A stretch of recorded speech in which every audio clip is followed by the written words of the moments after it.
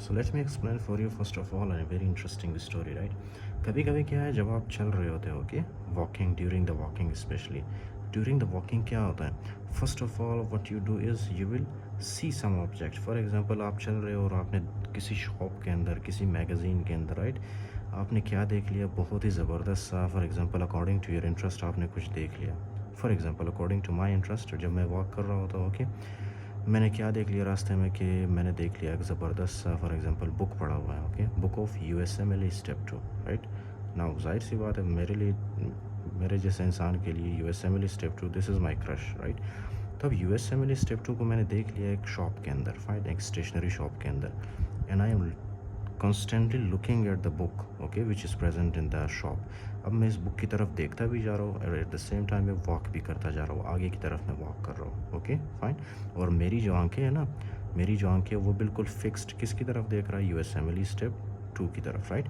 तो एक हिसाब से क्या है कि मेरा हेड है, कॉन्स्टेंटली मेरा हेड भी मूव कर रहा है और मेरी बॉडी भी आगे की तरफ जा रही है फाइन। तो इस कोऑर्डिनेशन मूवमेंट को कौन कंट्रोल करता है, इस कोऑर्डिनेशन और मूवमेंट को राइट। जब आप चल रहे होते हो और आपका जो है हेड कॉन्स्टेंटली मूव कर रहा होता है किसी स्पेसिफिक ऑब्जेक्ट की तरफ आप देख रहे होते हो fine okay.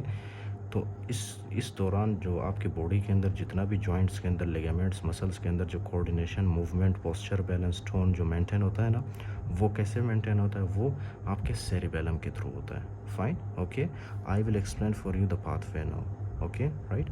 So we will start from the very beginning. For example क्या है कि these are your ears okay fine, it has nothing to do with these pathway but still this is your external ear, this is your external ear right। उसके बाद आता है आपका middle ear in which you have stapes and Cassmelius bones right। फिर उसके बाद आता है आपके पास vestibules, फिर semicircular canals right, इसी तरह कोक्लिया भी होता है राइट यहाँ पे। so we will only discuss about the vestibules। तो ये क्या है आपके पास vestibules which is present in the inner ear okay, it is a part of inner ear right. अब क्या है कि यहाँ से जो है कुछ फाइबर्स निकलते हैं फाइन इन वेस्टिब्यूल से ओके। वेस्टिब्यूल के अंदर लिक्विड होता है, तो क्या है कि वेस्टिब्यूल से क्या होता है, कुछ फाइबर्स निकलते हैं ओके। Listen very carefully.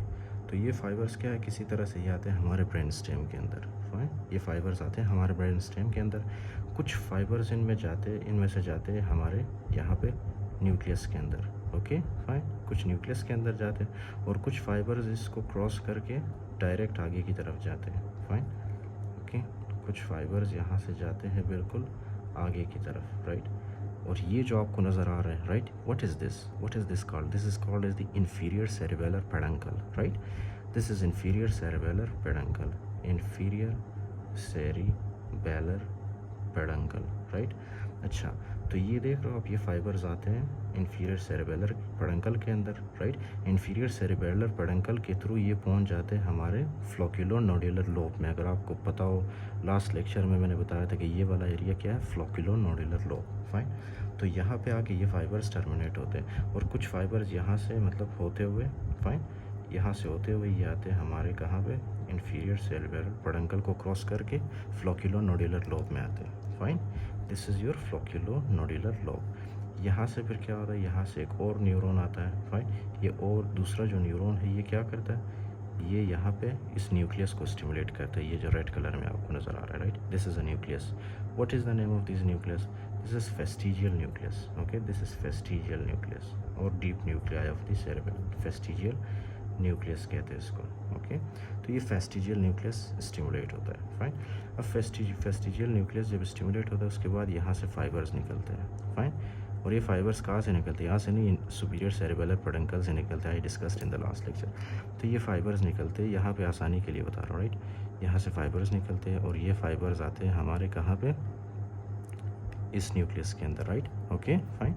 अच्छा, अब वेस्टिब्यूलर न्यूक्लियस कहते हैं इसको ओके। वेस्टिब्यूलर न्यूक्लियस में आते हैं। अब वेस्टिब्यूलर न्यूक्लियस से कुछ फाइबर्स ऊपर की तरफ जाते हैं फाइन ओके। फाइबर्स ऊपर की तरफ जाते हैं। ऊपर की तरफ क्या है, ऊपर की तरफ ये फाइबर्स जाते हैं और यहाँ पे हमारे पास ब्रेन स्टेम में क्या होता है, 6th क्रेनियल नर्व ओके। इसी तरह से मिड ब्रेन में 4th cranial nerve and 3rd cranial nerve right. तो ये जैसे ही फाइबर्स ऊपर की तरफ जाते हैं ओके, इस तरह से राइट, ऑन द वे ये फाइबर्स क्या करते हैं, कुछ फाइबर्स जाके 3rd क्रेनियल नर्व को स्टिमुलेट करते, कुछ फाइबर्स 4th क्रेनियल नर्व को स्टिमुलेट करते, कुछ फाइबर्स 6th क्रेनियल नर्व को स्टिमुलेट करते हैं okay fine. Listen very carefully. अब यहाँ से जो फाइबर्स होते हैं ना, ओके, हमारे third fourth six cranial nerve से, यहाँ से फाइबर्स जाते हैं, ओके, हमारे आइस को इनर्वेट करते हैं, फाइन, इस तरह से आई को इनर्वेट करते हैं, राइट। इसी तरह से फोर्थ क्रेनियल नर्व से कुछ फाइबर्स निकल के क्रेनियल नर्व स्पेशली, राइट, जाके हमारे आइस को क्या करते हैं, इनर्वेट करते हैं, राइट। इसी तरह से ये आपके पास है sixth, okay, sixth cranial nerve भी जाके आपके आइस को इनर्वेट करते हैं, fine. And they all will help in the, for example, horizontal conjugate eye movement, right? We will discuss these in detail when we'll discuss about the cranial nerves, okay? But for now you just have to remember, मैंने आपको क्या बताया था कि आप चल भी रहे हो और एट द सेम टाइम आपकी आंखें किसी ऑब्जेक्ट की तरफ देख भी रहा है, फाइन, देख भी रहे हैं। सो एट दैट वेरी मोमेंट क्या होता है कि ये जो आपके पास है ना, ये पाथवे स्टिमुलेट होता है, राइट, ये वाला पाथवे। और इस पाथवे का नाम क्या है? This pathway is called as medial longitudinal fasciculus, okay, medial medial longitudinal fasciculus, fine, okay, medial longitudinal fasciculus। आगे हम डिस्कस करेंगे जब मीडियल लॉन्गिट्यूडिनल फेसिकुलस डैमेज होता है तो कौन सी पैथोलॉजी आती है, fine. We will discuss this in the upcoming lectures. This all neurology is very interesting. अच्छा, तो ये हमारे पास आ गया मीडियल लॉन्गिट्यूडिनल फेसिकुलस का, फाइन। तो ये किस लिए हेल्प करता है? जब आप चल रहे होते हो और आप किसी ऑब्जेक्ट की तरफ देख रहे हो और एट द सेम टाइम आपका हेड भी मूव कर रहा है, ओके, फाइन, और आपका हेड और आपकी आंखें जो है क्या है, यूएसएमएल स्टेप 2 बुक को देख रहा है, राइट, लेकिन आपकी बॉडी सामने की तरफ मूव कर रही है, राइट, ओके।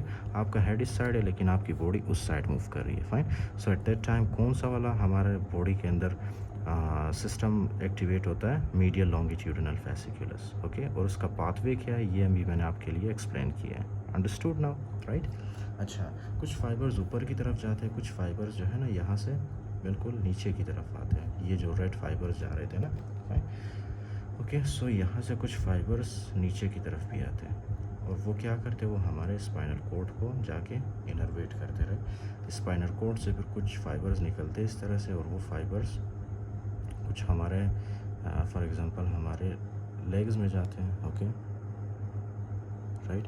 तो वो कुछ फाइबर्स हमारे लेग्स में जाते हैं और हमें मूवमेंट करने में हेल्प करते हैं, राइट। तो इस तरह से ये होता है। यहाँ से आपका हेड मूवमेंट कंट्रोल होता है, आपकी आंखें कंट्रोल होती है, और नीचे से आपका वो जो for example lower limb, upper limb जिसके साथ आप चलते हो, राइट, आपका वॉकिंग यहाँ से कंट्रोल होता है, okay, fine. So if you didn't understand, once again you should read these lecture, you should listen to these lecture, you will definitely understand, okay, fine. And this is the best example that I have given, okay. Other than these there are so many other examples also, fine, but this is one of the best example, okay। आप चल भी रहे हो और at the same time आप किसी object की तरफ फोकस कर रहे हो, आपका हेड और आपकी आंखें जो है उस ऑब्जेक्ट की तरफ है लेकिन आपकी बॉडी सामने की तरफ मूव कर रहा है, फाइन। तो उस दौरान जो आपके बॉडी के अंदर कोऑर्डिनेशन, कंट्रोल, पोस्चर, टोन, जो भी चीज़ें मेंटेन होती है ना, वो कैसे मेंटेन होती है? This is the their pathway, okay.